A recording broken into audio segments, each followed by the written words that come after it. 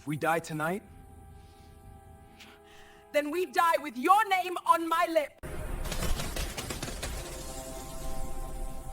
Together? always. Mountain Safe House, midnight. Salam pressed against the window, city lights below, wearing only Wool's unbuttoned shirt. Wool approaches from behind, shirtless, tattoos gleaming. His hands slide around her waist, over her pregnant belly, possessive. They're coming for us tonight. She arches back into him. I know. His lips against her neck. I should send you away, somewhere safe. She turns, faces him, eyes blazing. I'm not going anywhere without you.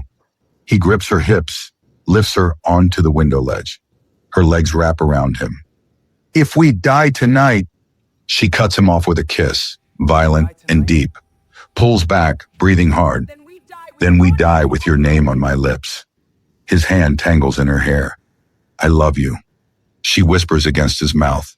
Then show me. Their lips crash together. Glass shatters behind them. Gunfire erupts. They break apart. He shields her with his body. She grabs a gun, both armed, ready. She looks at him. Together? He kisses her once more. Always. Lovies, stop. Right there.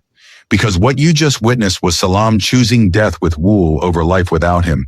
And if your heart isn't in pieces right now, check your pulse. This is Afro-Seoul TV, where we take you between two worlds, beyond all borders, and we're about to drag you somewhere you can't come back from.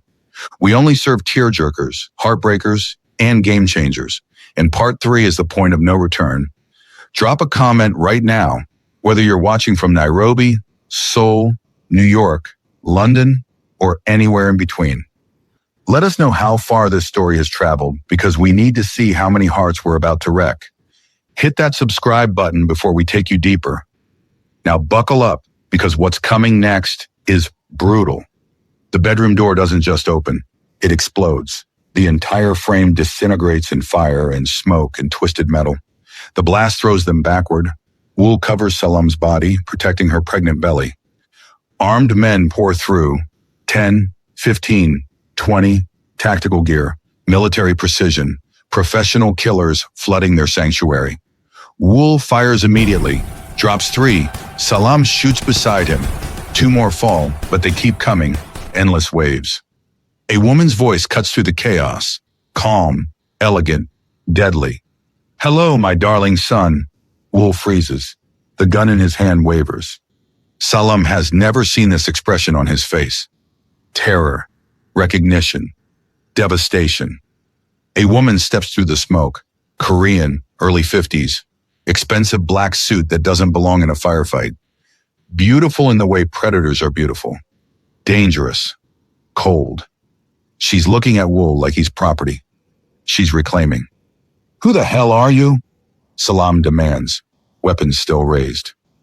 The woman's eyes slide to her. Study her pregnant belly with something that looks like hunger. Ownership. I'm his mother, his real mother, the one who gave birth to him 30 years ago in a Seoul hospital on a winter morning. She smiles without warmth. Mrs. Nam was just the woman his father married after I left. A replacement, a poor one. She takes a step closer. My name is Yon, and that baby you're carrying, that's Nam blood, my blood, the heir to everything I've spent 3 decades building, which means it belongs to me. You're insane, Salam breathes. I'm practical. There's a difference. Yon signals her men. They surround them completely. Weapons trained from every angle. Now put down the guns, both of you, or I start shooting vital organs and we see if an 18-week fetus can survive what comes next. You left, Wool says. His voice is shaking. Raw. When I was 5 years old, you walked out, never came back, never called. We thought you were dead. I left to build something worthy of our bloodline. An empire, real power. While your father played businessman and married that weak woman, I became untouchable. She looks at Salam's belly again. And now I'm collecting what's mine, starting with my grandchild. Over my dead body, Salam says. Yeon pulls a gun, points it directly at Salam's stomach. That can be arranged, but dead women don't carry babies to term. So I'd prefer cooperation. Her finger moves to the trigger. You have 3 seconds to drop your weapons. 3, 2. Wool drops his gun immediately. Stop. Please. Don't hurt them. We'll cooperate. Smart boy. Always were the clever one. Yon's gun lowers slightly. Now the woman. Salam keeps hers raised, aimed at Yon's head. Her hand is steady despite the fear coursing through her. If you want this baby, you'll have to kill me first. Salam, please. Wool starts. She doesn't lower the weapon, doesn't blink. Yon's men are closing in. Too many. She can't shoot them all. Can't protect herself and Wool and the baby, but she can try. Wool moves fast, grabs Salam around the waist, pulls her backward toward the hidden panel in the floor. The emergency escape Haben built 3 weeks ago for exactly this scenario. What are you? He yanks the panel open with his free hand, shoves Salam through. She's falling, hits the ladder hard, starts climbing down. Wool drops in after her, slams the panel shut above them. Immediate gunfire, bullets punching through the floor, wood splintering. Yon's voice screaming orders above. After them! Get down there! Now!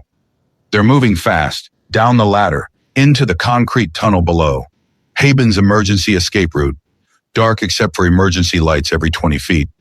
Salam hits the bottom, starts running. 18 weeks pregnant and running like her life depends on it, because it does. Wool is right behind her. Above them, the panel explodes open.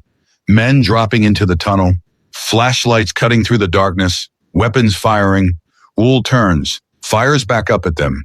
His bullets hit too. They fall, but more are coming. Always more. Go! He shouts at Salam. Don't stop. Don't look back. She's running. The tunnel is narrow, long, her pregnant belly making it hard to balance, hard to move fast. But terror is a powerful motivator. The baby is kicking, protesting the jostling, the fear. Behind her, Wool is still firing, covering their escape, buying them seconds. Then he grunts, stumbles. His hand goes to his side. Salam looks back, sees blood, dark, spreading across his shirt. Wool! Keep going. He's still moving, still running, but blood is pouring down his side, soaking his jeans. He's been shot. They reach the end of the tunnel. Metal door. Salam yanks it open. Garage beyond. Single car waiting. Old sedan. Keys in the ignition. Thank God for Haben's planning. Wool stumbles through the door, his hand pressed to his side, blood pouring between his tattooed fingers. His dragon scales turning crimson. His face is pale, shock setting in. Get in, Salam says. Her voice is steady despite the panic. Passenger side, I'm driving. You can't drive mountains. I'm driving. She helps him into the seat. He's trying to keep pressure on the wound, but there's so much blood. Too much. The seat is already soaked. Salam gets behind the wheel, starts the engine. The garage door ahead is closed. She doesn't slow down, floors it, crashes straight through, wood and metal exploding around them. Mountain road, dark, winding, narrow. No guardrails. Just asphalt on one side and death on the other. She's never driven here, never driven in mountains, period. But she's driving now because Wool can't. Stay with me, she says, one hand on the wheel, the other reaching for him, touching his face, his neck, making sure he's still there, still breathing. Keep pressure on it. Don't let go. Trying. His voice is weak, fading. You're going too fast. Not fast enough. Headlights behind them. Multiple vehicles. Jan's men. Chasing. Getting closer. Bullets hit the trunk. The back window shatters. Glass raining into the car. Salam ducks. Keeps driving. Can barely see. The steering wheel is slippery with sweat. With fear. The road curves, sharp left. She takes it too fast. Way too fast. Tires screaming. The car slides sideways. She's fighting the wheel. Fighting physics. Barely keeps them on the road. Salam, you need to slow down. I can't. They're shooting at us. More gunfire. The side mirror explodes. A tire blows. The car lurches violently to the right. She's wrestling the wheel, trying to compensate. Another curve ahead, sharper, tighter. She hits the brakes. The pedal goes to the floor. Nothing happens. They shot the brake line. Wool, the brakes are gone. I know. Just steer. Steer. She's steering, hands white-knuckled, knuckles bleeding where she's gripping too hard. The car is going sideways, sliding toward the cliff edge, toward nothing. She yanks the wheel hard right. They spin, once, twice. Headlights illuminating trees, rocks, sky, road, trees again. The world is tilting, rotating. Salam can't tell up from down. They hit something. A boulder jutting from the mountainside. The impact is massive, apocalyptic, metal crunching like paper, glass exploding in every direction. The airbags deploy, slamming into Salam's face, her chest, her belly. Everything goes white, then black, then nothing. When she can see again, they're stopped. Half the car is destroyed. The front end is accordion folded around the boulder. Steam hissing from the destroyed engine. Smoke rising.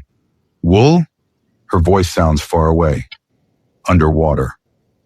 Muffled. Wool! He's not answering. She looks over. He's slumped against the deployed airbag. Unconscious. Blood everywhere. From his side where he was shot. From his head now too. New injuries. Glass cuts. Impact trauma.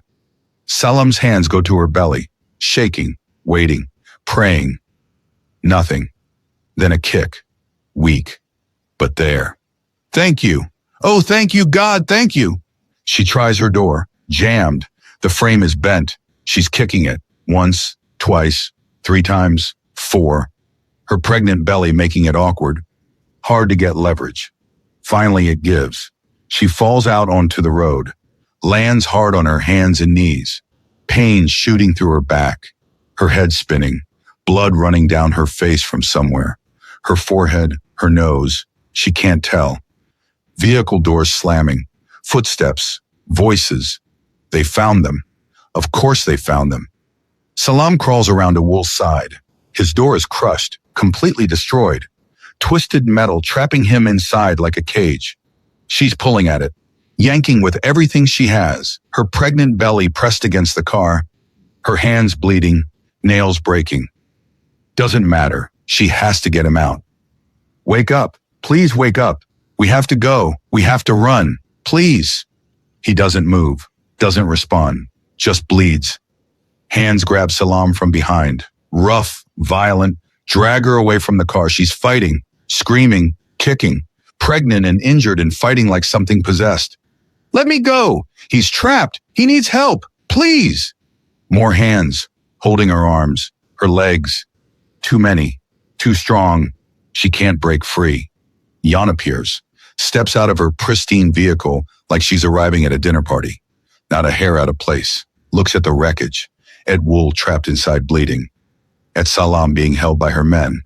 Well, this is inconvenient. He's hurt, Salam gasps, blood running down her own face. Please, he needs a hospital. He's bleeding. He's trapped. Please help him. Help him. Jan walks to the destroyed passenger door, looks at Wool through the shattered window, studies him like he's an interesting specimen. Why would I do that? Because he's your son. He's a disappointment. Jan pulls her gun, taps it against the twisted metal. All this running, all this drama, all this defiance. For what? A trafficking victim? A contract wife? Really? Please, I'm begging you. Get him out. I'll do whatever you want. Just help him. Whatever I want. Jan turns to her. You'll give me the baby? Willingly? Sign over all parental rights? Disappear forever?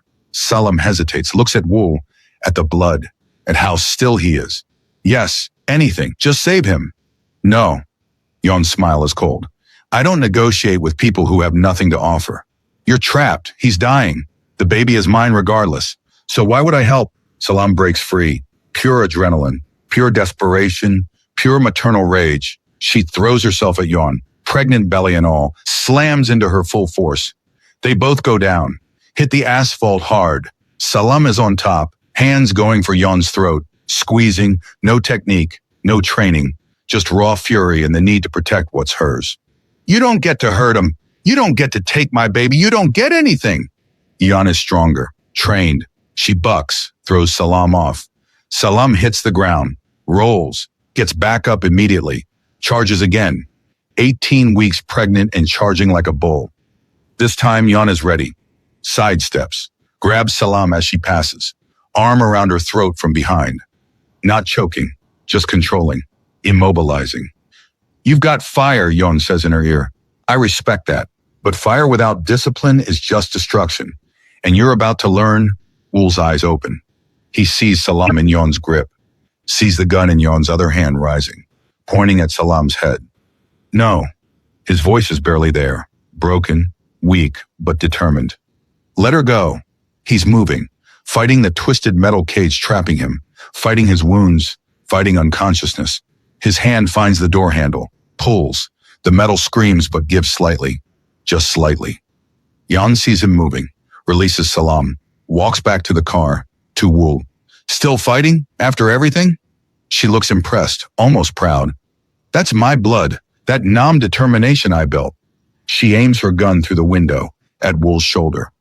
But determination without victory is just suffering. And this? She gestures at him, at the blood, at the broken body. This is what happens when you choose wrong. She fires. The sound explodes through the mountain silence. Wool jerks violently, new blood blooming on his shoulder. He's been shot twice now. His body goes limp, falls back against the seat, unconscious again. Too much trauma, too much blood loss. Salem screams. Not words, just sound, pure anguish ripping from her throat. She's crawling toward the car, toward Wool, hands and knees, pregnant and bleeding and crawling. You killed him! You killed your own son! Not yet, but I'm considering it. Jan signals her men. Extract him, carefully. He might still be useful if he survives. They're moving toward the car with extraction tools, preparing to cut through the metal. Then sirens, distant but getting closer fast, flashing blue and red lights on the mountain road above them. Jan curses, grabs her radio, speaks rapid Korean. A voice crackles back. Police, full tactical response. ETA 2 minutes. How many units? At least 10, maybe more. It's a coordinated response. Jan looks at Salam, at Wool, at the time she doesn't have. Change of plans. Leave him. Take her. Move. No. Salam fights as multiple hands grab her. I'm not leaving him. Wool! Wool! They're dragging her toward the waiting vehicles. She's kicking, biting, clawing, drawing blood. Doesn't matter. They're stronger. Too many. He'll die. He'll bleed out. Please, please don't leave him. The sirens are closer now, less than a minute away. Jan is already in her vehicle, engine running. Move, now! Leave the son! We only need the woman. They're trying to shove Salam into an SUV. She grabs the door frame. Won't let go, fingers white-knuckled. They're prying them loose, one by one, breaking her grip. Gunfire erupts, not from Jan's people. From above, the police have arrived, tactical units flooding down from the road. Detective Kwan's voice on a loudspeaker echoing through the mountains. Freeze! Drop your weapons! Hands where we can see them! Now! Jan's men immediately return fire. The shootout is instant, brutal, bullets everywhere, ricocheting off rocks, off vehicles, off the destroyed car where Wool is still trapped. In the chaos, Salam drops to the ground, rolls under a vehicle, uses her elbows to pull herself forward, crawling toward the wrecked car, toward Wool. The firefight is intense but brief. Jan's men are outnumbered 3-1. They scatter, some trying to retreat, some surrendering, some running into the forest. Jan herself is already gone, her vehicle speeding away down a narrow side road the police haven't blocked, disappearing into the mountain darkness. Escaped. Tactical units secure the area, shouting, coordinating. Detective Kwan is running toward the wreckage. Haben right behind him. Salam, where are you? Here, the car, he's trapped. Help him. They reach the destroyed vehicle. See Wool, unconscious, 2 gunshot wounds, one side, one shoulder, both bleeding, trapped by twisted metal. Barely breathing. Get him out, Salam is sobbing, hysterical. Please get him out. Quan is already on his radio. I need extraction tools. Jaws of life. Medical helicopter with trauma team. Now! We have a critical gunshot victim. Multiple wounds. Get me air support. More officers arrive with equipment. Heavy-duty tools. They're cutting through the wreckage. Methodical, professional. But every second feels like an hour. Like eternity. Finally, the door gives. Peels away. They're reaching in, pulling Wool free. His body is limp, unresponsive. They load him onto a stretcher. EMTs swarm immediately. IVs in both arms. Pressure bandages over the wounds. Oxygen mask. Working frantically. He's lost massive blood volume, one EMT says. Grim. Possible internal injuries. We need to move. Helicopters landing now. The medical helicopter touches down on a flat section of road. Rotors still spinning. Door open. Waiting. They're loading Wool. Rushing him toward the aircraft. Salam tries to follow. A nurse stops her. Ma'am, you're injured too. You need examination. The baby needs... I'm going with him. Ma'am. She's going. Quan interrupts. Don't argue. Just get them both in the helicopter. They help Salam board. She's beside Wool in seconds, taking his hand, the one without the IV. His skin is cold. Too cold. But there's a pulse. Faint. Weak. But there. The helicopter lifts, rotors screaming, racing toward the hospital. Stay with me, Salam whispers, squeezes his hand. Please, we're almost there. Just hold on. Don't you dare die. Don't you dare leave me. I need you. The baby needs you. Please. His fingers twitch. Barely. Almost nothing. But responding, fighting to hold on. 10-minute flight. Longest 10 minutes of Salam's existence. She's watching monitors, watching his face, watching for any sign he's slipping away. They land on the hospital roof. Trauma team waiting. They wheel Wool straight to the operating room, running, shouting medical terms Salam doesn't understand. She tries to follow. They stop her at the doors. You can't come in. Family waiting room is... I'm his wife. I understand, but you can't be in the OR. We'll update you as soon as we know anything. But right now, you need to be examined. The baby needs to be checked. Please. A nurse takes her arm, gentle but firm, leads her to an exam room. They're checking her vitals, her head wound, the bruises forming everywhere from the crash. She's answering questions mechanically, not really present. Her mind is 3 floors up where Wool is having surgery. We need to do an ultrasound, check the baby. The portable machine, gel on her belly, the wand pressing, searching. Salam holds her breath, waiting, praying. Heartbeat appears on screen. Strong, fast, steady. Baby's fine, the doctor says. Relief in her voice. Good position, good vitals, no signs of distress. You're extremely lucky. Lucky. The word feels wrong. Hollow. Her husband is in surgery with 2 bullet wounds. How is that lucky? They're monitoring her, taking blood, running tests. Time loses meaning. Could be minutes, could be hours. Then cramping. Low in her belly, sharp, sudden. Salam gasps, doubles over. What is it? The nurse is immediately there. I don't know. Pain. My stomach. Another cramp. Worse. Radiating. Something's wrong. Alarms start blaring. The fetal monitor showing the baby's heartbeat is spiking, dropping, going erratic, irregular. Get the OB, now! More medical staff flood in. Another ultrasound. Checking. The baby's heartbeat is all over the place. Stressed. Panicking. Is she in labor? Someone asks. She can't be. Only 18 weeks, but she's having contractions. Strong ones. Regular. Salam is terrified. What's happening to my baby? We're checking. Just try to breathe. Try to stay calm. They're giving her an injection. This will help stop the contractions. Relax the uterine muscles. Minutes pass, each one an eternity. The cramping slowly eases. The pain backing off. The baby's heartbeat stabilizes. Returns to normal rhythm. False labor, the doctor says finally, exhaling relief. Stress-induced, the trauma from the crash, the emotional stress. Your body thought it was going into labor, but it wasn't. Real labor. You're not dilated. Cervix is closed. It's okay. You're okay. Baby's okay. Are you sure? I'm sure, but you need complete rest. No stress, no physical activity. Your body has been through massive trauma tonight and it's reacting. We're keeping you overnight, probably longer, for observation.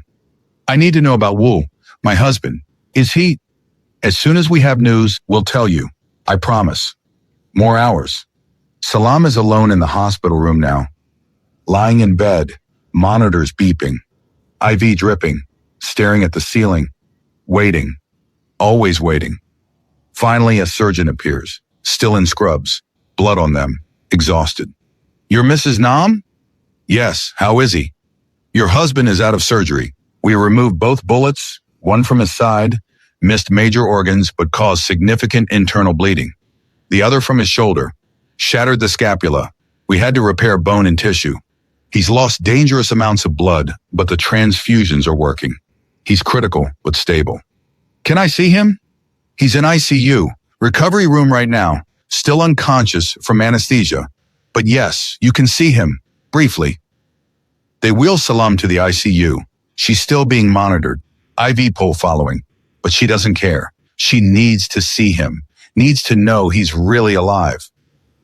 His room is glass and machines, monitors everywhere, beeping, flashing, tracking every heartbeat, every breath. Wool is in the center bed, pale. So pale his tattoos look black against his skin. Bandaged across his shoulder, his side. Both arms have IVs, oxygen mask over his face. But his chest is rising and falling.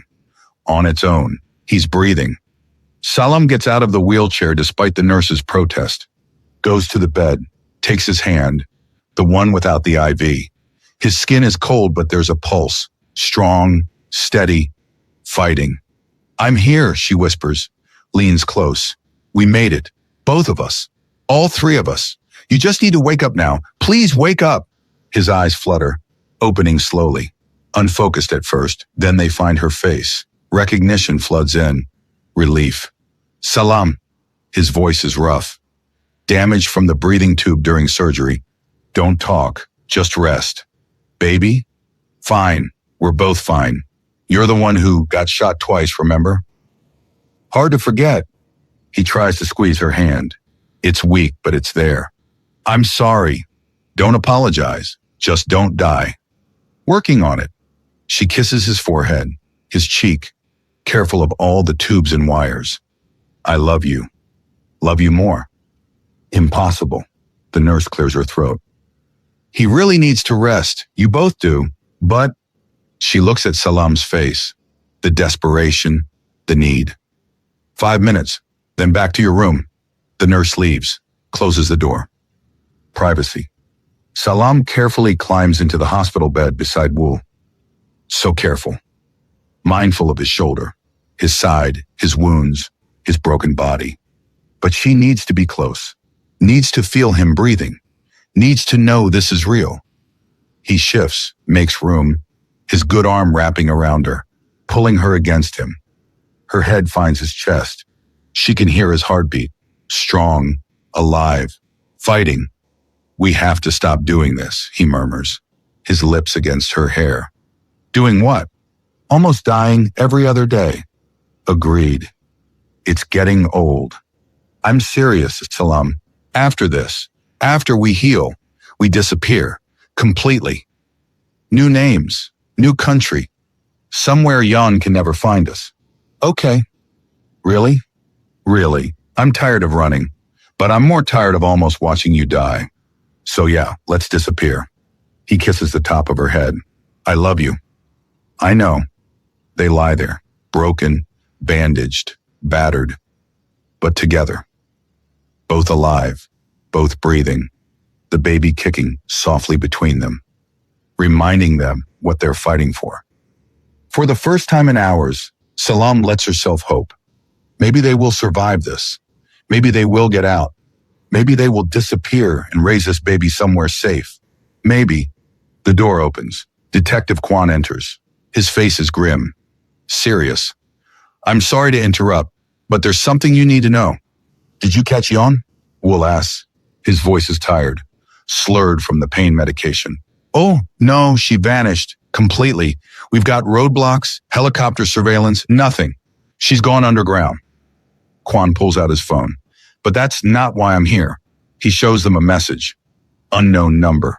Sent 20 minutes ago while they were reuniting. Congratulations on surviving Yon tonight. Unfortunately, she was just a distraction. While you were busy bleeding and crying, I took something you care about. Her name is Jennifer, Trevor's ex-wife. You remember her, right?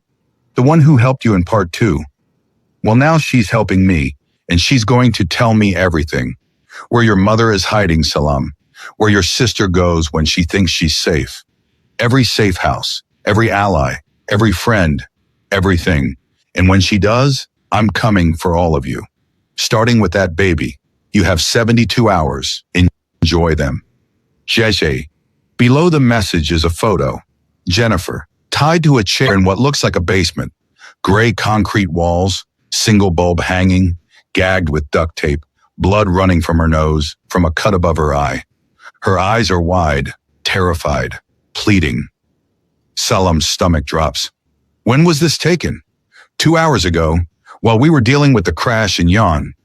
Someone breached Jennifer's safe house, killed 3 of our officers, took her, left this message. Kwon's jaws tight. We have no leads, no trace. Whoever Jay is, they're professional. Careful. And they've been watching us this entire time. Who is Jay? Wool asks. We don't know, but they've been operating in the shadows, watching, waiting, learning. And now they're making their move. Kwon swipes to another message. This came through 5 minutes ago. P.S. Your mother looks peaceful when she sleeps, Salam. Such a shame she has no idea I'm watching her right now.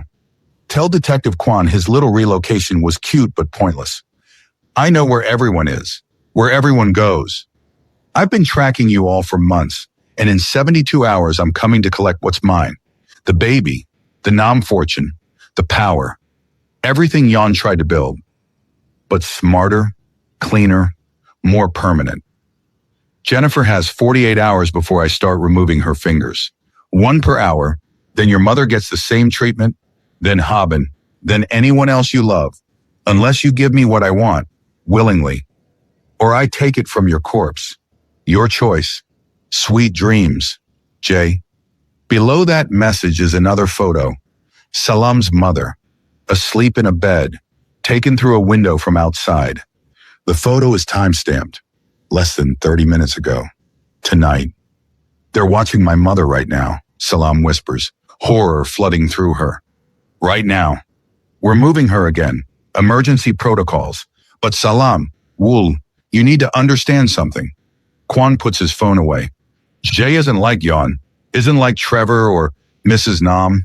They were emotional, made mistakes, left openings. Jay is different, professional, patient, calculated. They've been planning this for months, maybe years, and they're not going to stop until they have what they want. Another message comes through on Kwon's phone. He reads it, goes pale, shows them. One more thing. Yon sends her warmest regards. Yes, she's alive. Yes, she's working with me. Partners from the very beginning. The rivalry, the attacks, all theater. We've been playing you from day one. She softens you up, breaks you down, and I finish the job. By the time you realize what's happening, it's too late. Jennifer knows everything, and she'll tell me. Everyone breaks eventually, even your precious allies. Tick-tock. Sleep well, if you can. Jay. The message deletes itself. Vanishes from the screen like it was never there. Haben appears in the doorway. Face pale, shaking. She's holding her phone. Salam, you need to see this. She plays a video. Jennifer, still tied to the chair, a man's voice off camera. Smooth, professional, no accent. Could be from anywhere. Hello, Salam. We haven't been properly introduced yet, but we will be, very soon. In exactly 72 hours, I'm coming for you. For that baby growing inside you. For everything you think you're protecting. Your husband is wounded. Your family is scattered and afraid. Your allies are being eliminated one by one. You're alone, vulnerable, isolated, perfect. I've waited a long time for this moment. And now it's finally here. See you soon, Jay. The video ends. black screen. Silence. Heavy, suffocating, terrifying. Salam looks at Wool, at his broken body, at the man who's been shot twice protecting her, at the future they might not have. If Jay wants a war, she says quietly. Her voice is cold, hard, determined. Then we'll give them a war. How? Haben asks. We don't even know who they are. We don't know what they look like, where they are. Nothing. Then we find out. Salam's hand goes to her belly, protective, fierce. And we end this, once and for all, whatever it takes. You're in a hospital bed, Kwan points out. Your husband just had surgery. You both nearly died tonight.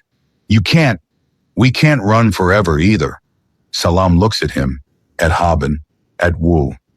Jay is right. We're scattered, afraid, reacting instead of acting. That ends now. We stop running. We start hunting. With what resources? Kwan asks. Jan escaped. Jay is invisible. Jennifer is hostage. Your mother and sister need protection. You're both injured. We have 72 hours, Wool says. His voice is weak but determined. That's what Jay gave us. 3 days. We use them. We plan. We prepare. And when Jay comes for us, he looks at Salam. We're ready. Salam nods. Whatever it takes. Wool squeezes her hand. Whatever it takes. But outside the hospital window, in the darkness beyond, someone is watching. Has been watching this entire time, listening, learning, waiting. Jay is coming. And when they arrive, nothing will ever be the same. 24 hours until the meeting. The safe house feels smaller every minute, suffocating, tension so thick Salam can barely breathe through it. Haben is pacing, back and forth across the living room, back and forth, her footsteps angry, deliberate. Her face is a war between fury and fear. You're not going. This is insane. You're 18 weeks pregnant. I know exactly how pregnant I am. Then you know how stupid this plan is. Jennifer is bait. Obviously, Jay is setting a trap. You walk in there, you die. The baby dies. Everything we fought for dies with you. Haben stops pacing, plants herself in front of Salam. I won't let you do this. You can't stop me. Watch me. Haben, enough. Salam's voice is calm. Too calm. The kind of calm that comes before storms, before earthquakes, before everything falls apart. I'm going. We already decided. We didn't decide anything. You decided. Haben's voice cracks. I can't lose you. Not after everything. Not after Mom. Not after running halfway across the world. Not like this. Not for nothing. It's not for nothing. It's for Jennifer. For Mom. For everyone Jay is threatening. For this baby. Salam touches her belly. If I don't go, Jay comes here. Finds us. Kills everyone I love one by one until there's nothing left. So I'd rather face them on my terms than wait like a sitting target. Your terms? Salam, you don't even know who Jay is. You're walking into the unknown. Better than waiting for the unknown to find me. Salam's mother sits in the corner of the room, silent, hands folded in her lap like she's praying. Maybe she is. He's distant, staring at something only she can see. She hasn't spoken since they told her the plan 3 hours ago. Just sits there, conflicted, terrified. A mother watching her daughter walk willingly toward death. Mama? Salam approaches slowly, kneels beside her chair, takes her mother's hands. They're cold, shaking. Say something, please. Her mother's eyes finally focus, come back from wherever they were. She looks at Salam, really looks, studies her face like she's memorizing it. What do you want me to say? That I approve? That I think this is wise? That I'm proud of your bravery? Her voice breaks, cracks down the middle. You're asking me to give you permission to die. I'm asking you trust me. I trusted you when you said marrying that man was temporary, that it was just for papers, for protection. Look where that got us. Running, hiding, hunted by monsters I didn't even know existed. Her mother touches Salam's face, traces her cheekbones. her jaw, like she's a child again. I love you more than my own life, but I can't watch you throw yours away. You won't lose me. You don't know that. You can't promise that. No, I can't. Salam squeezes her mother's hands. But I know if I don't go, Jay will come here. We'll find you. We'll hurt you. We'll kill everyone I love piece by piece until there's nothing left but ashes and regret. So I'd rather face them standing than die on my knees waiting. Her mother pulls her into a hug, tight, desperate. The kind of hug that says goodbye without words. You're so much braver than I ever was. I learned from the best. They hold each other, mother and daughter, maybe for the last time. The door opens. Detective Kwan enters carrying a sleek metal case, military grade. He sets it on the table with a heavy thunk, opens it carefully. Inside, small glass vials filled with clear liquid, syringes, high-tech equipment that looks like it belongs in a spy thriller, screens, trackers, technology Salam doesn't understand. Experimental nanotrackers, Kwan explains. His voice is clinical, professional, detached. Developed by military intelligence, dissolve under the skin within 72 hours, completely biodegradable, impossible to detect with standard scanners, metal detectors. Even X-rays won't pick them up. We inject one in your arm, another in your lower back near the spine. If something goes wrong, we track you anywhere in the world, find you, extract you. And if something goes really wrong, Salam asks, if I'm already dead when you find me, then we find your body and make sure the people who killed you pay for it with everything they have. Kwan's voice is flat, honest, no sugarcoating. I won't lie to you, Salam. This is dangerous, possibly suicide. The odds aren't good, but it's the only play we have, the only way to draw Jay out, to find Jennifer, to end this. He prepares the first injection, draws the clear liquid into the syringe. Salam rolls up her sleeve without being asked. The needle goes in, burns like acid under her skin. She doesn't flinch, just takes it. Watches the tracker disappear into her arm. The second one goes in her lower back. She has to lift her shirt, lean forward. The needle is longer, goes deeper, hits something that makes her gasp, but she doesn't cry out, just breathes through it. 6 hours until the meeting, Kwan says, packing up his equipment. Try to rest. You'll need every ounce of strength you have. Rest, as if that's possible when you're walking toward your own execution. Salam goes to the bedroom she's sharing with Wool. He's sitting on the edge of the bed, shirtless, his bandages visible, white gauze wrapped around his shoulder where Yon shot him, around his ribs where the first bullet went in. He shouldn't even be out of the hospital. The doctors said minimum 2 weeks bed rest. He discharged himself after 3 days, said he wasn't letting her do this alone, said he'd rather die with her than live without her. He's staring at nothing, lost in thought, his tattooed hands hanging between his knees. You should be sleeping, she says softly. Can't. He doesn't look up. Every time I close my eyes, I see you dead, see the baby dead, see everything we're fighting for just gone. That's not going to happen. You don't know that. No, but I have to believe it. Otherwise, what's the point? He finally looks at her. His eyes are red. Has he been crying? Come here. She crosses to him. He pulls her between his legs, rests his forehead against her pregnant belly. Just breathes. His hands on her hips. Gentle. Reverent. She runs her fingers through his dark hair. Neither speaks for a long moment. The silence is heavy but not uncomfortable. Just final. I need you to know something, he finally says. His voice is muffled against her stomach, against the baby. If we don't make it through tonight, we will. But if we don't, he looks up at her. His eyes are wet, glistening. These past months with you have been the only time in my entire life I've felt real. Like I actually mattered for something other than my family name or my money or the business. You made me want to be better, made me want to deserve you.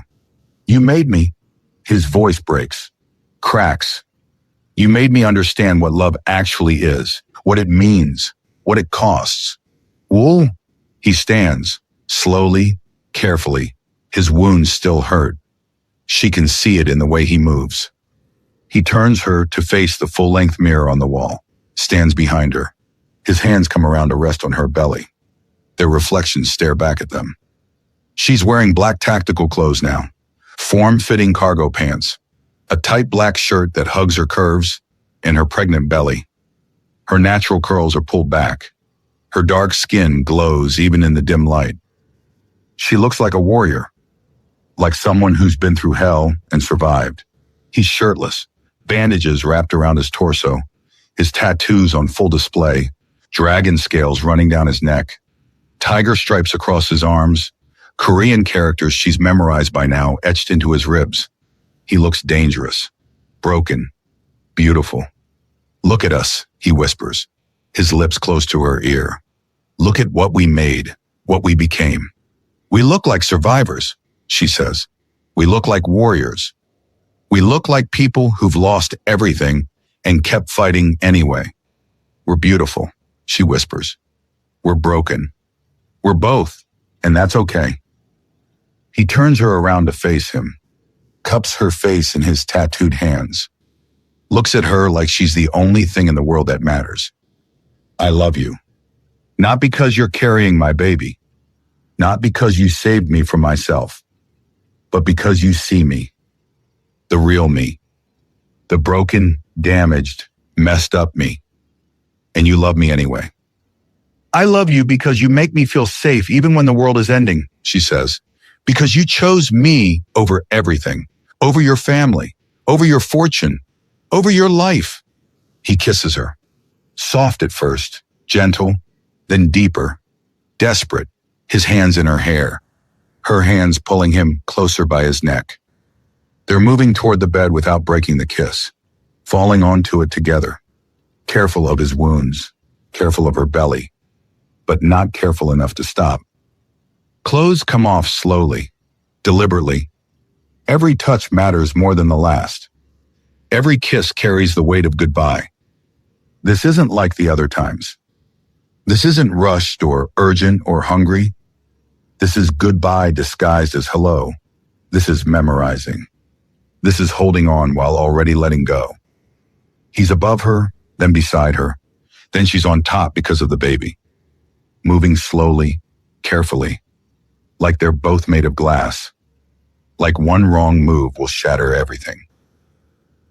She's whispering against his mouth between kisses. I love you. I love you. I love you so much.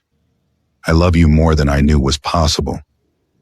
I love you more, he breathed back, his hands on her hips, guiding her. I love you more than breathing, more than living, more than anything in this world or the next. That's impossible. It's true. They finish together, clinging to each other, holding on like they're drowning and the other is air. When it's over, they don't separate, don't move, just lie tangled together. Her head on his chest, his arms wrapped around her, both of them crying silently, tears running down their faces, memorizing this moment, this feeling, the sound of each other's breathing, the warmth of skin on skin. Promise me something, she whispers into the darkness. Anything. If I die tonight, and don't argue, just listen. If I die, you raise this baby. You tell them about me. You make sure they know I love them more than my own life. That I died trying to give them a world where they could be safe. You're not going to die. Promise me anyway. I promise. He kisses her forehead, her temple, her cheek. But you're going to tell them yourself. Because you're coming back. We both are. We're going to raise this baby together in some little house somewhere far away where no one knows our names. We're going to have a normal, boring life, and it's going to be perfect. That sounds nice. It will be. They fall asleep like that, wrapped around each other, safe for a few more hours, protected by nothing but each other's arms, and the desperate hope that love might be enough to survive what's coming. A knock wakes them. Too soon, always too soon. Kwan's voice through the door. Urgent. It's time. And we have new intelligence. You need to see this. They dress quickly. Salam pulls on her tactical gear, checks her weapons. Wool does the same despite his wounds. They meet in the main room. Kwan has his laptop open, files spread across the table. Photos, documents, bank records. Trevor's not working alone, Kwan says without preamble. We suspected a third party. We were right. He pulls up a photo. Korean man, early 50s. Expensive tailored suit. Government ID badge clearly visible. Vice Minister Dae Chul-min. He leads the National Anti-Trafficking Task Force. Reports directly to the president. Wait, Haben says. That's good, right? He's on our side? No. Kwan's voice is cold, hard. He's not fighting trafficking. He's been facilitating it for years, maybe decades. Taking bribes from people like Mrs. Nam and Yon, providing government cover, protecting operations, making evidence disappear, intimidating witnesses. He pulls up bank records, wire transfers, millions of dollars. Salam's testimony would expose everything, bring down his entire network, destroy his career, maybe send him to prison for life. So he wants her dead, has wanted her dead since the moment she agreed to testify. He's government, Wool says slowly, understanding dawning. He has resources, access, power. Exactly. Kwan pulls up more files. He sent private contractors after you. Not police, not official, mercenaries, military-trained assassins with government backing and unlimited resources. They're not coming to arrest Salam. They're coming to execute her and make it look like an accident or a trafficking-related murder. Something that closes the case without exposing Dae. Silence. Heavy, suffocating, terrifying. The room feels colder suddenly, smaller, like the walls are closing in. So we're not just fighting Mrs. Nam and Trevor tonight, Salam says quietly. We're fighting the government. Part of it, yes. People with unlimited resources. Yes. People who can make us disappear and no one would ever know. Yes. More silence. Salam speaks first. Has to. Someone has to. Changes nothing. We still go. Salam? Haben starts. I'm going with you. Wool interrupts. His voice is steel, final, no argument. No, they said come alone. I don't care what they said. He stands, faces her fully. You said come alone. I'm coming. If they kill you, they kill me too. That's the deal. That's how this works. Wool, you can't. We're in this together. His jaw is set, determined. Till death. That's what I said. That's what I meant. That's what I'm afraid of.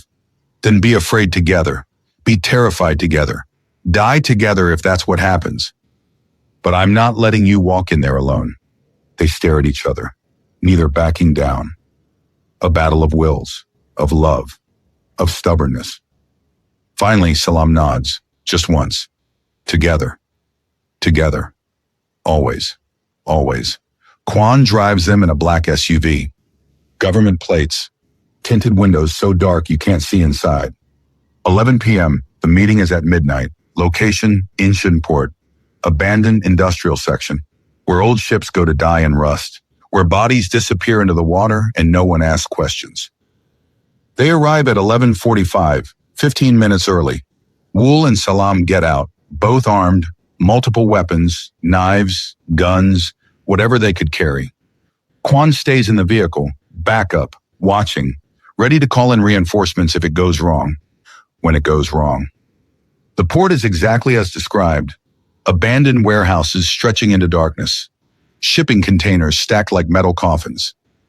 30, 40, 50 feet high. Rust and decay everywhere. The smell of salt water and rotting wood. Silent except for water lapping against the dock, against the pilings, against the hulls of dead ships. They move through shadows together, hand in hand, weapons concealed but ready. Hearts pounding. Salam's is racing so fast she can hear it in her ears. The baby is kicking, hard, insistent, like it knows something terrible is about to happen. 11:58 p.m. They reach the designated meeting point. Empty container yard, wide open space, no cover, completely exposed, the worst possible tactical position. It's a kill box. Floodlights explode to life. Blinding, Salam shields her eyes. Wool pulls her close. Protective. Ma, a woman's voice over a loudspeaker. Cold, familiar. Mrs. Nam. I said, come alone, Salam. Gunshots erupt. Immediate. From every direction, every angle. A coordinated ambush. Wool tackles Salam. They hit the ground hard behind a container. Bullets pinging off metal. Concrete exploding around them. Dust and debris everywhere. Stay down, Wool fires back blindly, his gun barking. Once, twice, 3 times. A shooter falls from a container. Then another, then a third. But there are dozens, maybe more. Too many. Salam has her weapon out now, shooting. She's not trained. Never shot a gun before 3 months ago. But fear and adrenaline make you capable of impossible things. She hits one shooter, then another. Both drop. Explosives detonate. Massive. Container to their left collapses. Fire erupts. Black smoke. They're coughing, running, shooting, dodging, surviving by seconds. Trevor appears through the smoke like a demon. Tactical gear. Full combat loadout. Face covered by a black mask, but Salam knows him. Recognizes his walk, his build, his presence. The way he moves like violence personified. He's coming straight for them, direct, no hesitation. Wool steps in front of Salam, places himself between her and Trevor. You want her? You go through me first. Trevor laughs, cold, amused, pulls off his mask slowly, deliberately. His face is scarred, beaten, but his eyes are alive, excited. Gladly, brother. They collide like freight trains. Brutal, vicious, no rules, no mercy, fists and elbows and knees. Trevor is bigger, heavier, military training, years of combat experience. But Wool fights like something possessed, like a demon protecting what's his, protecting his family. Blood everywhere, covering both of them. Wool's tattoos slick with it. His and Trevor's mixed together. They're destroying each other, breaking bones, splitting skin, neither giving an inch. Salam tries to help, aims her gun, finger on the trigger. But she can't get a clean shot. They're moving too fast, too close, wrestling, grappling. If she fires, she might hit Wool. Trevor sees her. His eyes lock onto hers. He breaks away from Wool suddenly, lunges, grabs her before she can react. Strong arm around her throat, gun pressed against her temple. Cold metal against skin. Move and I blow her brains out. Everything stops. The entire world holds its breath. Wool freezes mid-step, weapon raised, aimed at Trevor's head. But he can't shoot, can't risk it, can't take the chance of hitting Salam. Let her go, Wool says, his voice is deadly calm. This is between us. Let her go. No, I don't think I will. Mrs. Nam emerges from the shadows like a ghost, dressed elegantly as always, black suit, heels clicking on concrete, like she's attending a business meeting, not a murder. She surveys the scene with cold satisfaction. She gestures casually. More of her men appear from behind containers, dragging someone, a body, limp, beaten. They drop him at Mrs. Nam's feet like garbage. Mr. Nam, Wool's father, barely recognizable, face swollen, blood everywhere, clothes torn, barely conscious, barely alive. Hello, son, Mrs. Nam says pleasantly, like they're meeting for tea. I believe we have some family business to discuss, some choices to make, some debts to pay. Wool's face drains of all color. Father. Alive, Mrs. Nam confirms. For now, but that could change, quickly, easily, depending on your choices. She pulls a gun, points it at Mr. Nam's head, then swings it towards Salam, back and forth, playing, toying. Here's your choice, darling boy. Your father or your wife. One of them dies tonight, right here, right now. You pick. Choose wisely. That's not a choice, Wool says. His voice is breaking, cracking. Of course it is. Choose wrong and you lose both. Choose right and maybe I let one live. Maybe. Mr. Nam speaks, barely a whisper, blood on his lips. Son, choose her, please. Always choose her. Choose the baby. Choose the future. Mrs. Nam laughs, cold, cruel. How noble, How touching. The man who enabled my trafficking ring for 20 years suddenly grows a conscience. She looks directly at Wool. Did you know, darling? Your father wasn't innocent, not even close.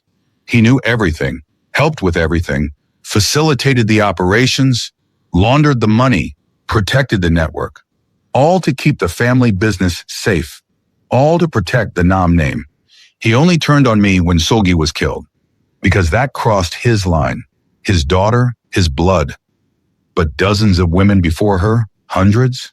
He looked away, closed his eyes, counted his money. Wool is staring at his father, horror in his eyes, betrayal, disgust. Tell me she's lying, please. Tell me it's not true.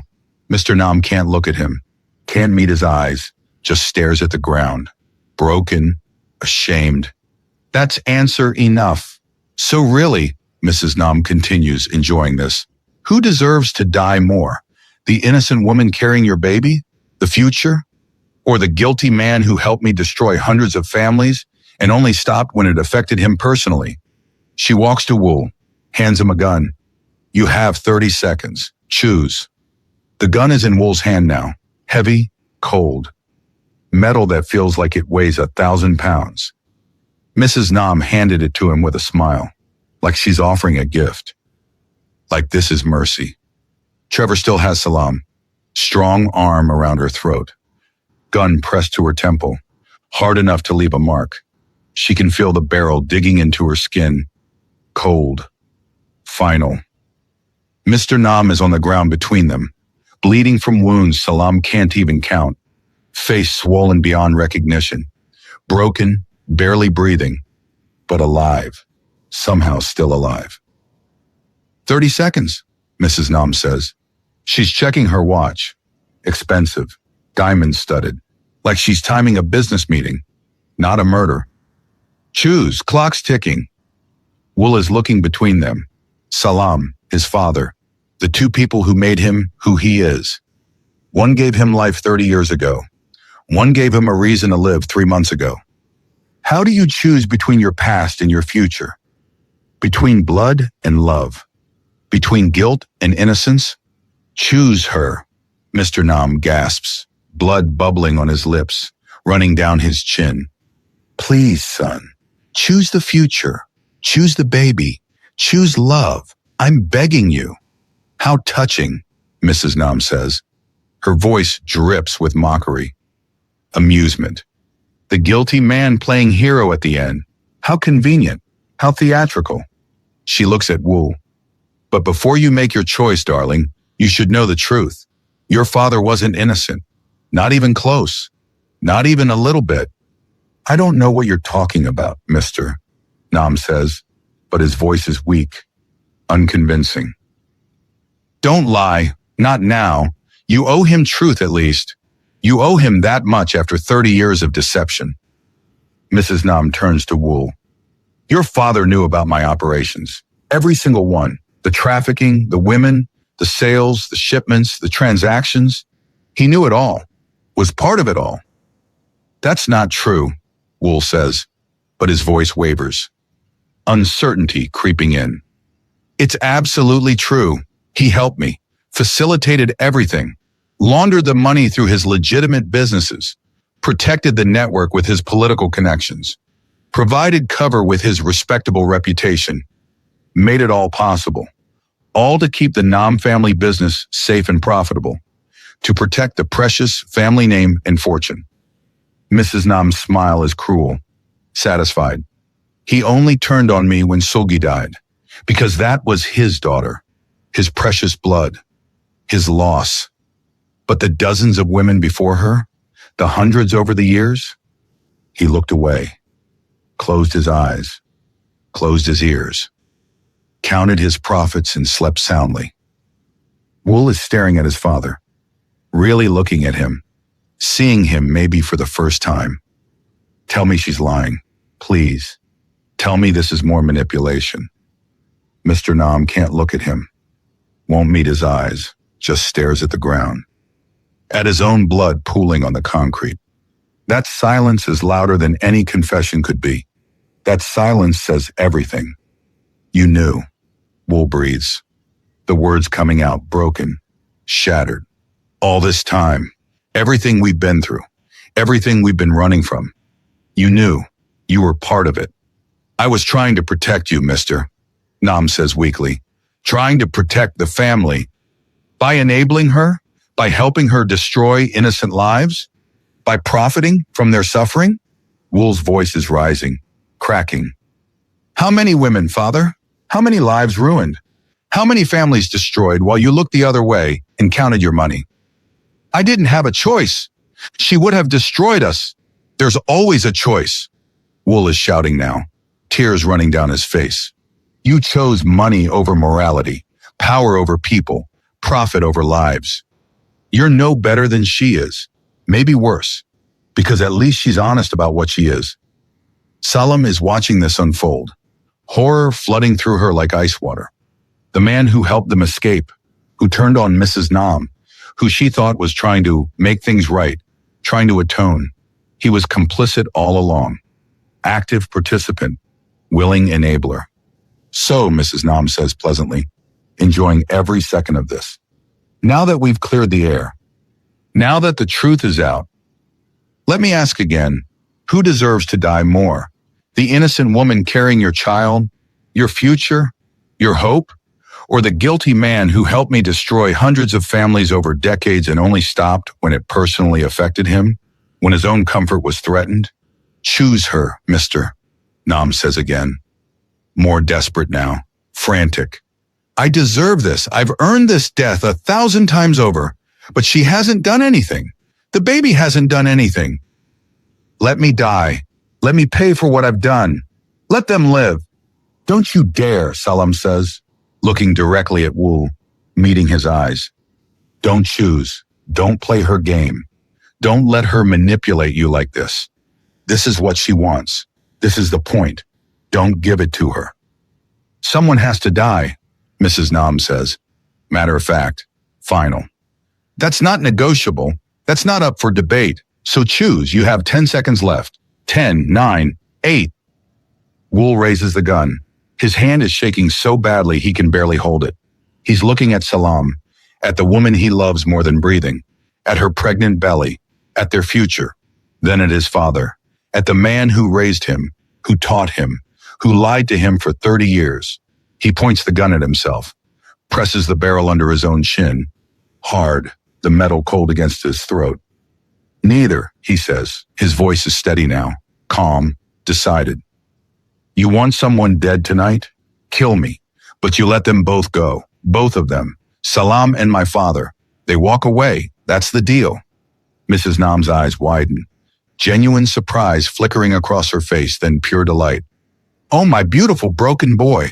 My damaged son. You really would die for her. Actually die. No hesitation. Without question. Without doubt. Without regret. How romantic, she laughs, the sound echoing across the empty port. How pointless. How utterly meaningless. She signals Trevor with a quick nod. He moves fast, smooth, practiced. Gun away from Salam's head, swings it like a club. Pistol whips her across the face, hard, brutal. The sound of metal hitting bone makes Wool flinch. Salam crumples, hits the concrete hard, her pregnant belly, her head, everything. No! Wool drops his gun, lunges, running toward her. Salam! Mrs. Nam shoots, casual, easy, like she's done this 1,000 times. The bullet catches Wool in the shoulder, his third gunshot wound in 3 days. He spins from the impact, falls, hits the ground, doesn't get up. Salam is on the ground, dazed, blood running from her nose, her mouth, her split lip. Everything is spinning, blurry. She's crawling, dragging herself toward Wool. Get up, please get up. Don't leave me. Get up. He's not moving, just bleeding. So much blood, too much, pooling under him, spreading. Mrs. Nam stands over them both, looking down like they're insects, amusing insects. I'm not killing you tonight, either of you. That would be mercy. That would be kindness. No, I have better plans. I'm taking her, taking that baby when it's born in 22 weeks, selling it to the highest bidder. And you, She looks at Wool. You'll spend the rest of your miserable, worthless life knowing you failed them both. Failed to protect them. Failed to save them. Just like you failed Sulgi. Just like you fail everyone you love. She nods to her men. They grab Salam. Strong hands. Too many. Drag her away from Wool. She's fighting, kicking, biting, screaming his name. Wool, Wool, get up. Please get up. Don't let them take me. He's trying. God, he's trying. Pushing himself up with his good arm, collapsing, trying again. Can't. Too much damage, too much blood loss, too weak. Trevor leans down, puts his mouth close to Wool's ear, whispers, I told her I'd always own her, that she'd always be mine. Guess I was right after all. He stands, follows Mrs. Name, following Salam's screams, police sirens. Finally, too late, but finally. Flashing lights. Detective Kwan's voice on the loudspeaker. Urgent, commanding. Tactical teams flooding in from every direction. But Mrs. Nam is already moving. Already planned this. Her men dragging Salam toward the water. Toward the dock, toward a speedboat waiting there. Engine running, ready, always ready. They throw her into the boat. She hits the deck hard. Mrs. Nam climbs in elegant as ever. Trevor at the controls. The engine roars. The boat pulls away from the dock, cutting through black water, disappearing into darkness, into open water where nobody can follow fast enough. Gone. Kwan reaches Wool, drops to his knees beside him. Officer down. I need medical. Now. Move. MT swarm, checking vitals, starting IVs, loading Wool into a stretcher, loading Mr. Nam onto another. Both unconscious, both barely alive, both bleeding out. The ambulances scream away into the night, sirens wailing, lights flashing. Too late. Always too late. On the speedboat cutting through black water, Salam's hands are zip-tied behind her back, tight, cutting circulation. She's shoved into a seat, cold, wet, terrified. Mrs. Nam sits across from her, calm, composed, perfect posture, like they're on a pleasure cruise, like this is normal. Ian, you're probably wondering why I didn't just kill you back there, Mrs. Nam says conversationally. Why go through all this trouble? Why keep you alive? Salam glares, says nothing. Won't give her the satisfaction. It's simple economics, really. Dead, you're worthless to me. Just a body to dispose of. A problem to solve. But alive, pregnant with my grandchild, you're worth millions. Tens of millions, potentially. There are buyers all over the world who'll pay fortunes for what you're carrying. Desperate couples. Sick collectors. People with very specific tastes. She smiles. And the bonus. Watching my son suffer. Knowing he failed you. That's priceless. That's the real prize. That's what makes all of this worthwhile.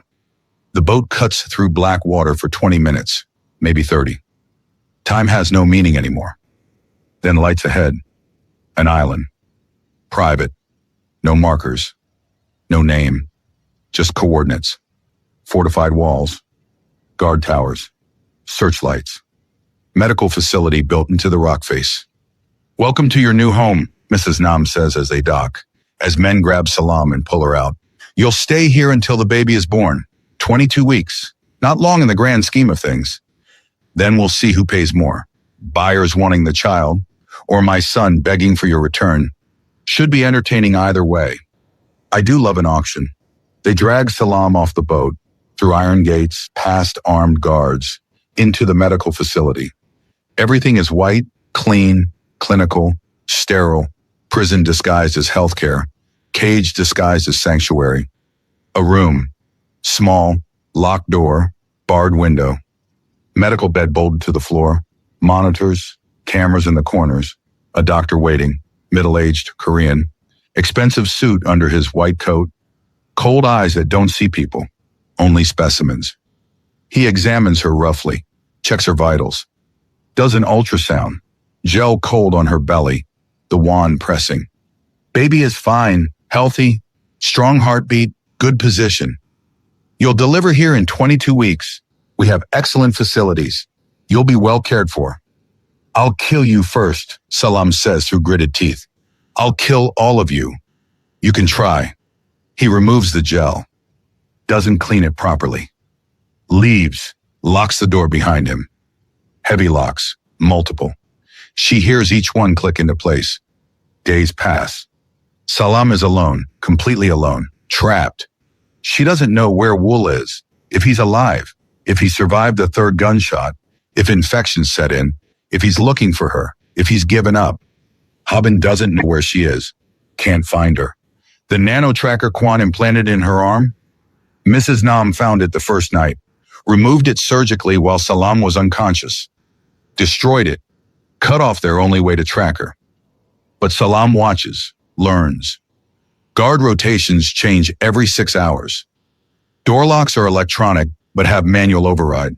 There are weaknesses, small ones, but weaknesses. She's planning, always planning, waiting for the right moment. Trevor visits on the third day, morning, early.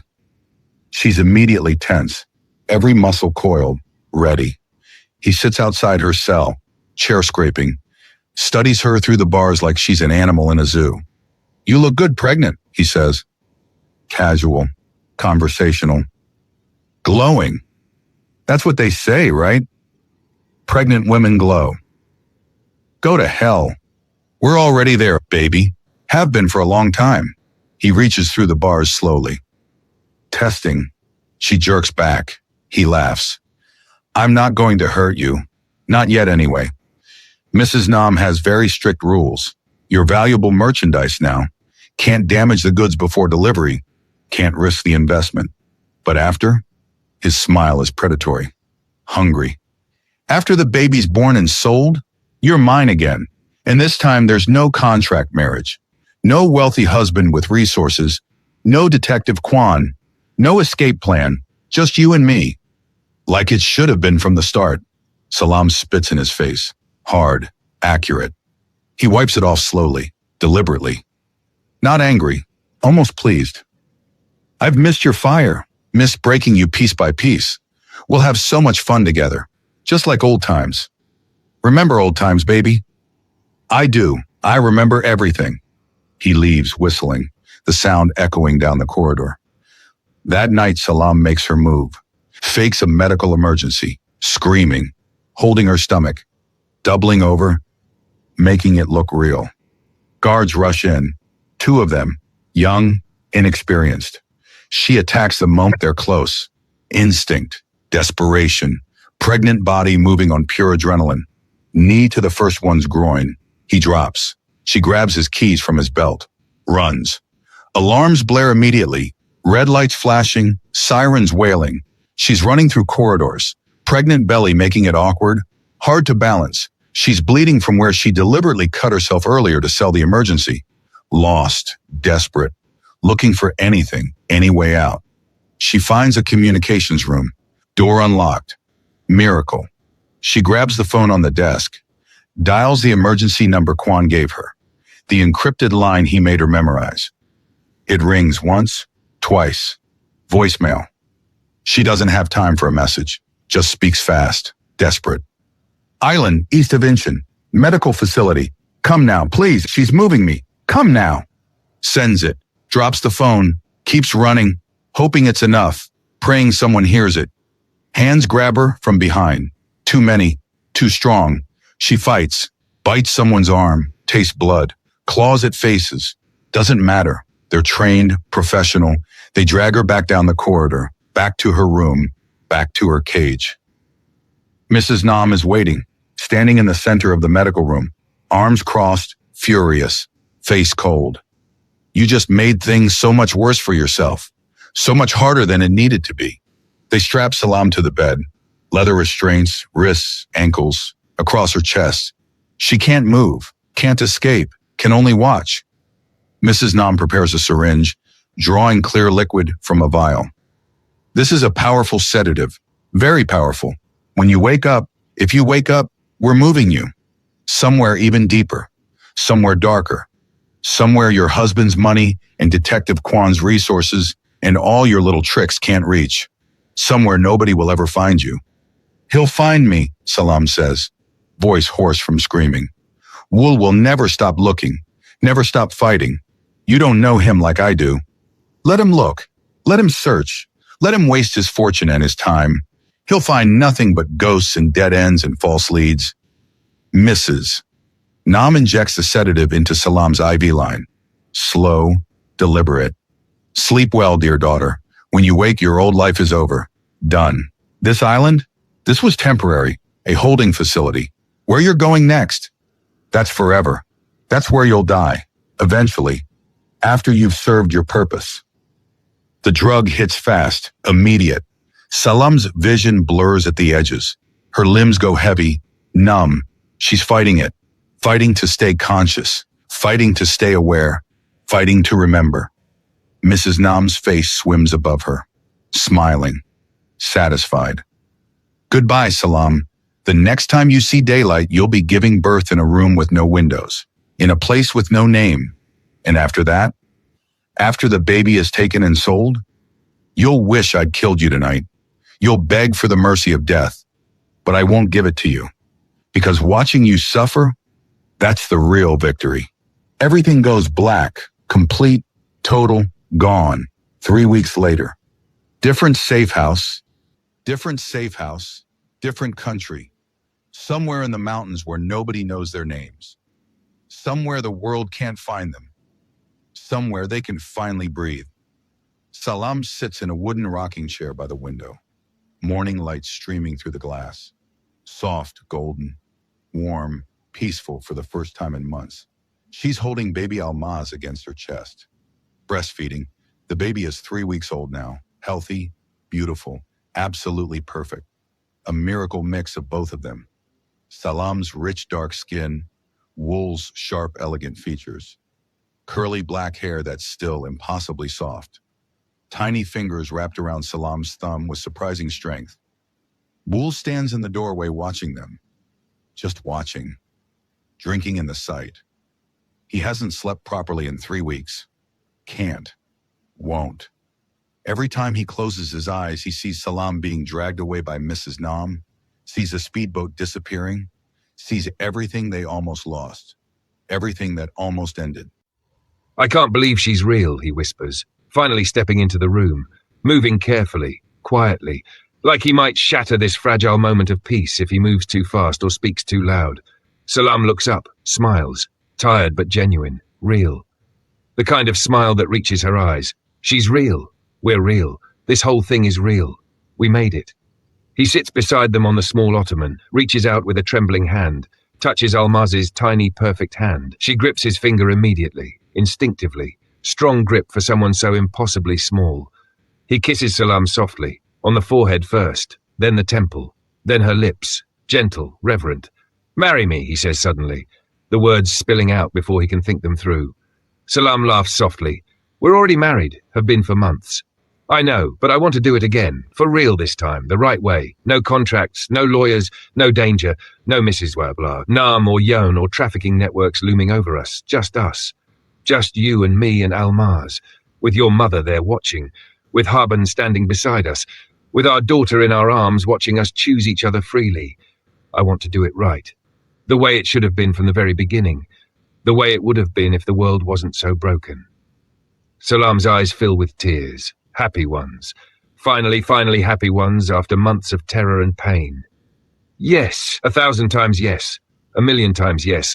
I'll marry you every day for the rest of our lives if that's what you want." They kiss. Deep, loving, real. Almaz between them making soft, contented baby noises. Tiny sounds of life and hope and future. This is what peace feels like. This is what they fought for, this moment right here. This exact feeling, this family, this love. But peace doesn't last. It never does. Not for them. Not in their world. The door opens abruptly. Detective Kwon enters. His face is grim, urgent, apologetic, dark circles under his eyes like he hasn't slept either. "I'm so sorry to interrupt this, but we have a very serious problem, immediate threat." Wool is on his feet immediately, protective instinct kicking in, positioning himself between Kwon and his family. What kind of problem? What happened? The trafficking network. It didn't die with Yon and Mrs. Nam like we hoped, like we thought. It's bigger than anyone imagined. So much bigger.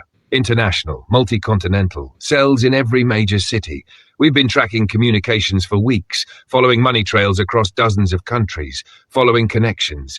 It goes deeper than the ocean, deeper than we can even measure. Kwon pulls out his tablet with shaking hands, shows them files, documents, photos, names, faces. And they're angry, very, very angry. You destroyed their leadership, exposed their operations, cost them billions, so they've put out a contract, a bounty, $10 million. 10 million? Salam breathes. The number is incomprehensible. For what? For all three of you, Wool and baby Almaz, dead or alive. Preferably alive so they can make examples. Send messages to anyone else who might think about fighting them. Every assassin in Asia knows about it now. Every mercenary, every bounty hunter, some from Europe, some from South America, some from places we didn't even know had organized crime. They're coming, all of them, racing to collect. Wool's jaw tightens, muscles flexing. How long do we have? Hours, maybe less. Honestly, I'm surprised they haven't found this location already. Kwon swipes to another file. His hand is shaking. Photo of a body. Badly damaged. Tortured. There's more. Worse news. Tevin, Trevor's twin brother, the one who helped you escape, who gave you information, who risked everything. We found him 2 days ago. Warehouse in Busan. He'd been tortured. For days. Professional work. Methodical. Brutal. Before he died, he talked. Everyone talks eventually. Gave up this location, gave up your identities, gave up everything he knew about your network. Salam feels sick, physically sick. He helped us. He died because he helped us, because we trusted him. He died because these people are ruthless and desperate, and they don't forgive, Kwon says bluntly. Looking at Wool directly. You need to leave. Right now. Tonight. This minute. New identities. New country. New continent. Disappear so completely that even I can't find you. It's the only way. Salam's mother appears in the doorway. She's been staying with them since the birth, helping with the baby, helping them heal. She heard everything. Her face is pale, frightened. Run forever? Is that what we do now? Is that what life is? Running until there's nowhere left to run to? Until we fall off the edge of the earth? If that's what keeps them alive, Wool says. His voice is hard. Final. Absolute. Then yes, we run forever. We run until our legs give out. We run until we can't run anymore, and then we crawl, whatever it takes. They start packing immediately, moving fast, efficiently. They've done this before, too many times. Baby supplies, diapers, formula, clothes for all of them, weapons, ammunition, fake documents, cash in multiple currencies, everything they need to disappear and never be found, to become ghosts. Salam is checking Almaz, making sure she's warm, safe, protected. Wool is loading weapons, checking ammunition counts. Harbin is destroying evidence, burning documents, wiping hard drives, everyone moving with practiced precision, born from too much experience, running for their lives. Then the explosion. Massive, deafening. The entire front wall of the compound disintegrates in fire and smoke and flying debris. The blast wave throws everyone to the ground. Almaz starts crying, screaming, that piercing infant cry of pure terror. Salam covers her immediately, shields her with her own body, protects her daughter with everything she has. Armed men pour through the smoking breach, combat boots, tactical gear, but not assassins, not mercenaries, not bounty hunters. These are different, official, uniforms. Body armor with letters stenciled across their chests in white block capitals. Interpol. Kwon is immediately on his feet, confused, angry. What the hell is this? I didn't call for backup. Who authorized this operation? What's going on? The lead officer approaches, tall, European, French accent, cold blue eyes that have seen too much. Nam Wool, you are under arrest for human trafficking, money laundering, conspiracy to commit multiple felonies and crimes against humanity. You have the right to remain silent. What? Wool steps forward, hands up but not surrendering. Not yet.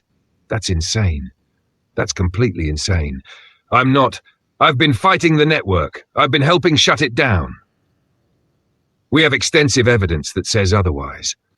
The officer nods to his team. They move in. Weapons ready. You're coming with us. Don't make this harder than it needs to be. Salam is on her feet now, holding Almaz tight against her chest, the baby still crying, still terrified. She steps between the officers and Wool. This is a mistake, a huge mistake. He's innocent. Someone is framing him. Can't you see that? Someone with resources is setting him up. Step aside, ma'am. This doesn't concern you. He's my husband, the father of my child. Of course it concerns me. Her voice is rising, desperate. You can't take him. We just got our lives back. We just started being a family. We just... Step aside, or we'll move you by force. Kwon is on his phone, fingers flying, face getting paler with every swipe. I'm checking the evidence databases now, accessing the files. Wool, this is... He stops, goes completely white. Looks like he might be sick. This is really bad. Worse than bad. Whoever did this, they're professionals. Government level. The evidence is airtight, bulletproof, irrefutable, bank records going back years, communications that match your devices perfectly, signatures that experts will swear are yours. Everything points directly to you. If you're arrested, if you go to trial, you're going to prison, for life, maybe death penalty, maybe worse. We'll fight it, Salam says desperately, frantically.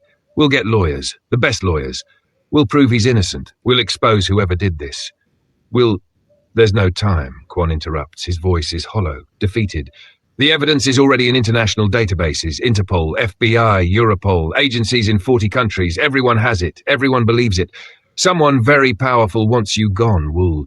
Someone with resources and connections we can't match. Someone who can manipulate evidence at the highest levels. The Interpol team is closing in, circle tightening, weapons drawn, pointed. Last warning, step aside or we'll move you by force. We will not ask again. Wool looks at Salam, really looks at her, at their daughter crying in her arms, at the life they just started building 3 weeks ago, at everything that's about to be ripped away. Again. Take Almaz, he says quietly, calmly, like his heart isn't breaking. Run, don't look back, don't stop, don't try to save me. I'm not leaving you, not again, not ever. She's crying now. Tears streaming down her face. We stay together, we fight together, that's what we said. You have to go, for her. Look at her, Salam. Look at our daughter, she needs you, she needs her mother, please. He's crying too now, both of them breaking. I love you. I love her more than anything in this world or any other, but you have to go, you have to keep her safe. That's all that matters now. She's all that matters. Wool, please, go, he kisses her. Hard, desperate, final. Like it's the last kiss they'll ever share. Kisses Almaz's tiny forehead, breathes in her baby smell, memorizes her perfect face, her tiny features, everything about her. Then he steps away, steps back, puts his hands up high, clear, visible, surrenders. I'm coming peacefully. I won't resist. Just don't hurt them. Please don't hurt my family. They're innocent in all this. They move fast, rough, unnecessary force, slam him against the wall, cuff his hands behind his back. Tight enough to hurt. Drag him toward the smoking breach in the wall, toward the vehicles waiting outside, toward prison, toward life in a cage.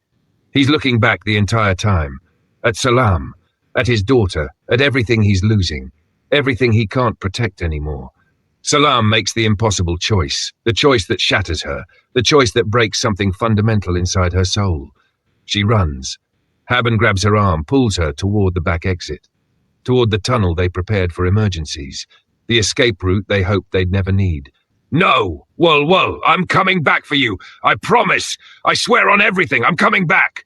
But he's already gone, disappeared through the smoke, into the darkness, into custody, into a nightmare that might never end.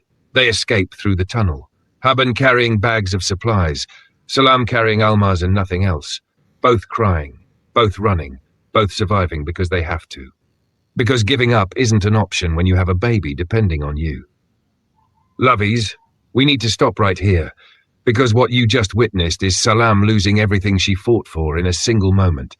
And if your heart isn't completely shattered right now, you need to check if you're still breathing. This is Afro-Seoul TV, where we take you between two worlds, beyond all borders. And right now we've dragged you so far past any border you can't even see where you started anymore. We only serve tearjerkers, heartbreakers, and game changers, and Salam just had a heart ripped out of her chest and handed back to her in pieces while she watched. Drop a comment right now and tell us where you're watching from. Lagos, Seoul, London, New York, Nairobi, Toronto, Accra, Kampala, wherever you are in this world. We need to hear you scream because part 4 is coming, and nobody, absolutely nobody, is ready for what happens next. Hit that subscribe button like your life depends on it, because Salam's does. Share this with someone who needs their soul completely destroyed. And hold on tight, because the ending is mind-blowing. 6 months later, different location, different name, different life entirely. Salam sits at a scarred wooden table in a small apartment. She's cleaning a handgun, methodically, professionally, like she's done it 1,000 times. Her hair is longer now, past her shoulders, different style, darker color. She looks older, harder, like the softness was carved out of her and replaced with steel, like 6 months of hell changed her on a cellular level. Almaz is in a playpen nearby, 6 months old now, so much bigger, thriving despite everything, crawling everywhere, babbling constantly, reaching for toys with chubby baby hands. She doesn't know her father is in prison, doesn't know what they lost, doesn't know anything except love and safety in her mother's arms. Haben enters from the bedroom, stops, watches Salam work. What are you doing? Getting my husband back. Salam, we've talked about this. I'm done talking, done planning, done waiting. Salam loads the magazine with practiced efficiency, checks the slide, chambers around. I'm done running, done hiding, done letting them win. I'm going to get him out of that prison, whatever it takes, however long it takes, whatever I have to do. Her phone buzzes on the table, screen lighting up, unknown number, video file, no message, just the file. Salam's hand hesitates over it. Unknown numbers never mean good things, never mean safety. But she opens it anyway. Can't help herself. Her blood turns to ice, freezes in her veins. The video shows a prison, maximum security, Korean facility. Concrete walls, barred windows. The camera moves through corridors, shakily, like someone's holding a phone.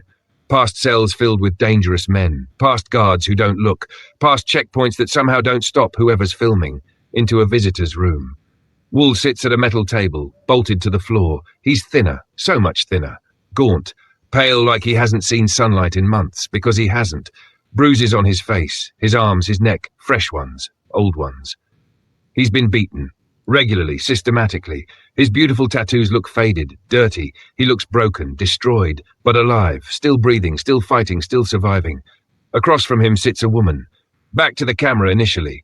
Elegant posture, expensive clothes, hair perfectly styled, familiar in a way that makes Salam's stomach drop. The woman turns slowly, deliberately, theatrical. Yon. Alive, still alive, always alive, like a nightmare that never ends. She smiles directly at the camera, directly at Salam watching. Hello, daughter, did you miss me? Salam can't breathe, can't move, can't think. The room is spinning. Yon continues speaking, casual, conversational. I have your husband, as you can clearly see. I also have something else interesting. The evidence that convicted him, the bank records, the communications, the signatures. Some of it is real. Most of it is fake, masterfully fake, government-level fake. And I can make it all disappear with one phone call, one conversation with the right people. I can free him, clear his name, give you back your life. She stands gracefully, walks around the table, touches Wool's shoulder. He flinches violently, tries to pull away, but he's chained to the table. Or, Yon continues, I can bury him so deep he never sees sunlight again, never breathes fresh air, never touches you, never holds his daughter. Your choice entirely. She leans close to the camera now, her face filling the screen. If you want him back, if you want him to live, you'll bring me my granddaughter, my Almaz, my blood, my legacy. You have 48 hours, exactly 48, not 1 minute more. Her smile turns cold, dead.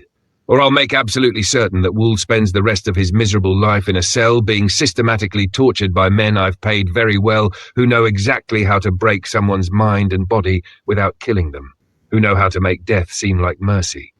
And Salam, her voice drops to a whisper, intimate, threatening. This time I'm not playing games. This time I'm not bluffing. This time someone you love will die screaming. Choose wisely, daughter.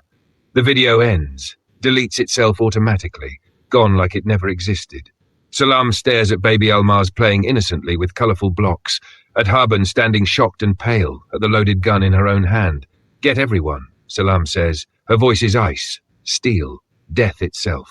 Every ally we have left, every favour we're owed, every contact in every country, everyone who owes us anything, get them all. What are we doing? Haben asks, already knowing, already afraid of the answer. Salam's eyes are empty, cold, determined beyond reason, beyond sanity. We're ending this, once and for all. No more running, no more hiding, no more being victims, even if I have to kill her with my bare hands, even if I have to burn down every building she owns. Even if I have to tear this world apart brick by brick, we're ending this. She picks up Almaz, holds her close, tight, breathes in her baby smell, kisses her forehead, her cheeks, her tiny perfect hands. Mommy's going to bring Daddy home, she whispers against her daughter's soft hair. I promise you, baby girl, I promise on my life. Whatever it costs, whatever it takes, whatever I have to become, I'm bringing him home to us. She looks at Haben, eyes hard. Start making calls. We move in 48 hours, and we don't stop until either Yon is dead or we are. The screen fades slowly to black, complete darkness. White text appears, sharp, clear. Final, part 4, no one survives.